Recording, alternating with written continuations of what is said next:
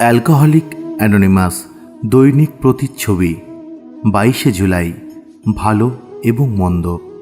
হে আমার সৃষ্টিকর্তা, আমি সর্বতোভাবে প্রস্তুত। তুমি আমার ভালো মন্দ সব নিয়ে আমাকে সম্পূর্ণভাবে গ্রহণ করো। অ্যালকোহলিক্স অ্যানোনিমাস, পৃষ্ঠা নাম্বার 76। দেওয়াতেই জীবনের আনন্দ। আমার ত্রুটি বিচ্যুতিগুলো থেকে মুক্ত হয়ে আমি আরও মুক্তভাবে অন্যান্যদের সেবার কাজে লাগাতে পারি এবং তা আমার মধ্যে বিনম্রতা তৈরি করতে সাহায্য করে। আমার ত্রুটি বিচ্যুতিগুলি বিনীতভাবে ঈশ্বরের ভালোবাসার কাছে সমর্পণ করা যেতে পারে এবং এগুলি থেকে মুক্ত হওয়া যেতে পারে।